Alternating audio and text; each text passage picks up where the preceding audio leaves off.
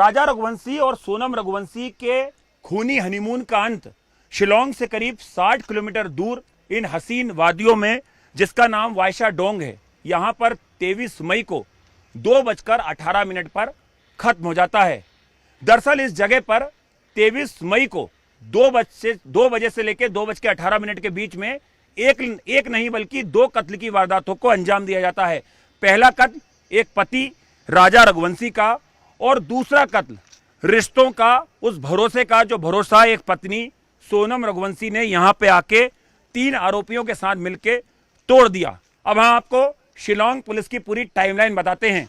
दरअसल 23 मई को पहले जो आरोपी होते हैं वो लोंगरियाट एक जगह है वहां पर मिलते हैं और उसके बाद 2:18 के आसपास यहां पर जो राजा रघुवंशी है वो जब वॉशरूम करने आता है, आप देख सकते हैं कितना घना कोहरा यहाँ पर है। अभी दोपहर का वक्त हुआ है, करीबन 2-2:30 बजे हैं। यही वक्त था 2:18 जब राजा रघुवंशी को मौत के घाट उतारा गया। तो जब वो वॉशरूम करने यहाँ पर आता है तो जो तीनों आरोपी होते हैं, विशाल, आकाश और आनंद कुर्मी, वो यहाँ पर टूरिस्ट बनकर आते हैं और वो काबू करते हैं राजा रघुवंशी को। और उसके बाद जो सोनम होती है वो ये पूरा मर्डर होते हुए अपनी आंखों से देख रही होती है और इस जगह पर जहां पर लोग सेल्फी भी लेते हैं, यहां से जो राजा रघुवंशी है उसको नीचे फेंक दिया जाता है। देखिए आप, ये कितना गहरा है नीचे, कितनी गहरी खाई है। ये लाश यहां पर नीचे फेंक दी जाती है और जब हत्या की जाती है धारदार हथियार से राजा रघुवंशी की, तो जो खून के छींटे होते हैं वो सोनम रघुवंशी के रेनकोट पर लग जाते हैं। क्योंकि देखिए बारिश भी होने लगती है यहाँ पे, कभी भी चेरापूंजी, जिसको सोरा भी बोलते हैं हम, बारिश के लिए पूरे इंडिया में फेमस है। तो एक आरोपी जो विशाल है उसकी शर्ट खून से रंग जाती है, रेनकोट खून से रंग जाता है। उसे मौका वारदात के पास आरोपी छोड़ देते हैं और उसके बाद यहाँ से आनन फानन में कोई दूसरा जो टूरिस्ट है उन्हें देख ना ले, आनन फानन में यहीं से ये जो रास्ता है जिस पे मैं अभी चल रहा हूं, यहां से इस तरफ खाई है, वो हमने आपको मर्डर स्पॉट दिखाया जहां पर कि राजा रघुवंशी की हत्या होती है। यहां से आगे जाके वो पार्किंग स्पेस है जहां पर की जो स्कूटी है वो खड़ी होती है, जहां पर की जो तीनों आरोपी हैं और जो सोनम है वो स्कूटी से पहुंचते हैं। वो स्कूटी को यहाँ पर आगे खड़ा कर दिया जाता है।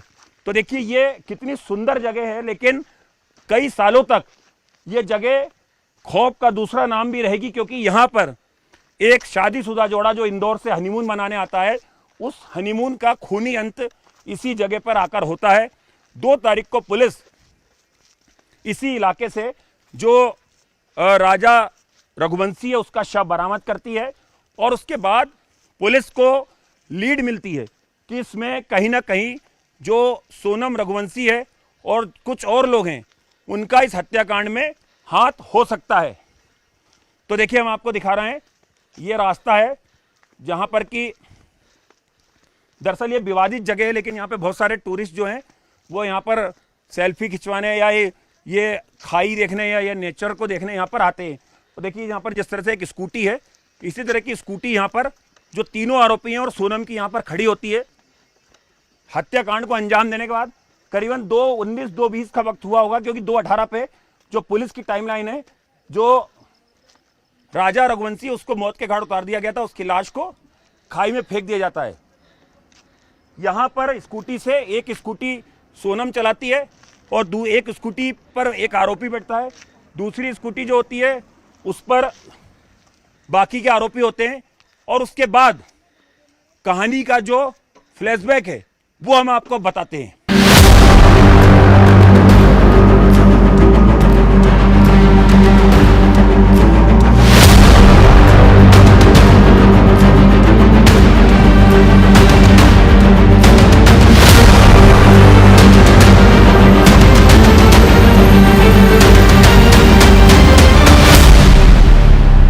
राजा रघुवंशी की लाश को खाई में फेंकने के बाद सोनम रघुवंशी और जो तीनों आरोपी होते हैं वो यहीं पर जो स्कूटी पार्क करके गए थे वो हत्याकांड को अंजाम देने, यहाँ से वो स्कूटी पर सवार होते हैं। एक स्कूटी खुद जो सोनम है वो चलाती है, पीछे विशाल बैठता है, एक स्कूटी आनंद कुर्मी चलाता है जिसके पीछे एक आरोपी बैठता है।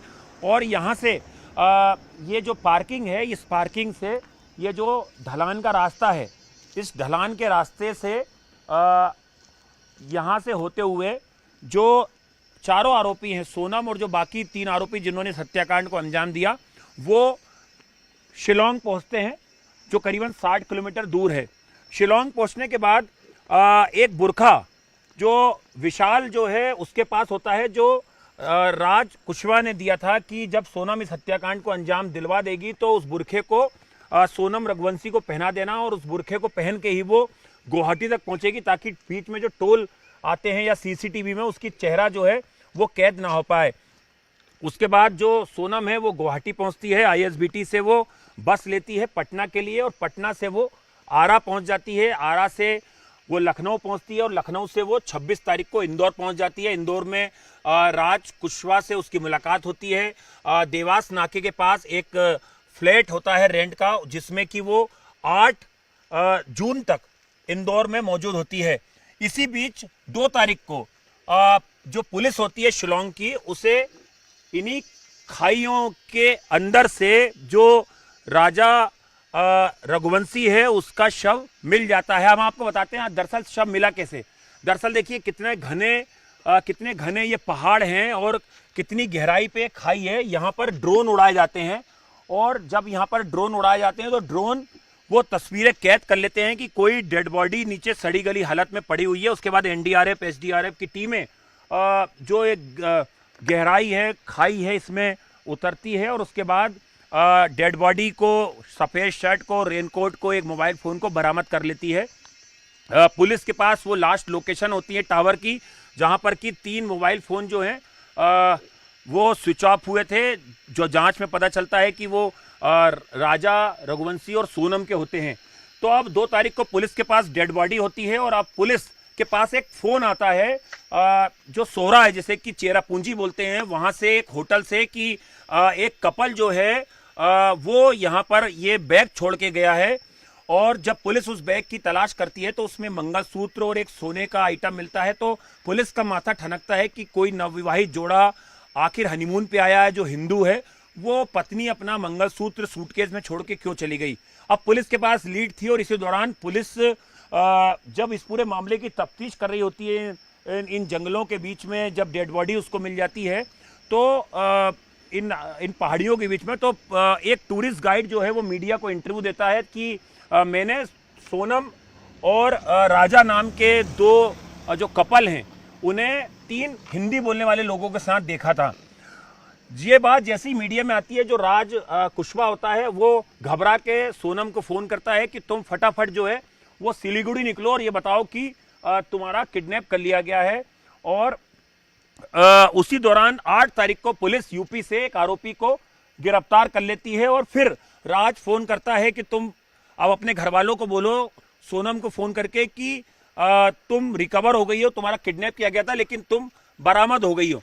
उसी दौरान जो सोनम है वो 2 तारीख को तो इंदौर में होती है जब बॉडी मिलती है राजा रघुवंशी की, लेकिन वो फटाफट 8 तारीख को जैसे ही एक आरोपी पकड़ा जाता है वो गाजीपुर पहुंच जाती है और गाजीपुर में वो अपने भाई को फ़ोन करती है कि वो एक ढाबे पर है और उसके बाद पुलिस उसे वहां से रिकवर कर लेती है। फिर उससे पूछताछ शुरू होती है। अब हम आपको बताते हैं इस कत्ल की साजिश का दूसरा खौफनाक पहलू दरअसल क्या था। 3 ऐसे मौके थे जब राजा रघुवंशी को मौत के घाट उतारना था। पहला मौका था गुवाहाटी में, जब 20 तारीख को कामाख्या देवी के दर्शन करने के लिए कपल आता है, तो 19 तारीख को ही जो कातिल होते हैं वो पहले से ही गुवाहाटी के एक होटल में आके रुक जाते हैं, आनंद लॉज में। वहां से एक हथियार खरीदते हैं और जब वहां पर वो राजा रघुवंशी को नहीं मार पाते हैं तो दूसरा प्लान बनता है कि सोहरा में, यानी कि चेरापूंजी में मौत के घाट जो है वो मौका देख के जो राजा रघुवंशी उसे उतारा जाएगा, लेकिन वो प्लान भी फेल हो जाता है। तीसरा प्लान होता है लौंगियाट जगह में, जहां पर कि जो आरोपी हैं वो मिलते भी हैं, लेकिन वहां पर भी वो राजा रघुवंशी को नहीं मार पाते। और जिसके बाद ये जो जगह मैं आपको दिखा रहा था अभी, जहां पर कि गहरी खाई थी, वहां पर 23 तारीख को राजा रघुवंशी को मौत के घाट उतार दिया जाता है। जिस दौरान हत्या हो रही होती है खुद सोनम बोलती है कि हिट करो, और तब जो आरोपी होते हैं वो एक धारदार हथियार से सर पर जोरदार आगे और पीछे से वार करते हैं राजा रघुवंशी के, और जिसमें उसकी मौत हो जाती है और उसके बाद उसकी बॉडी को खाई में फेंक दिया जाता है। अब हम आपको खौफनाक, इस कत्ल की खौफनाक साजिश का तीसरा सबसे बड़ा भयावह चेहरा दिखाते हैं। दरअसल सोनम रघुवंशी फरवरी में एक खौफनाक प्लान बनाती है। इस प्लान के तहत वो ये बताने की कोशिश करना चाह रही थी कि पानी में डूबने से या गिरने से उसकी मौत हो गई है, और उसके बाद जो राज जो कुशवाहा है और जो सोनम है वो शादी कर लेंगे और कहीं दूर चले जाएंगे, लेकिन ये प्लान एग्जीक्यूट नहीं हो पाता है।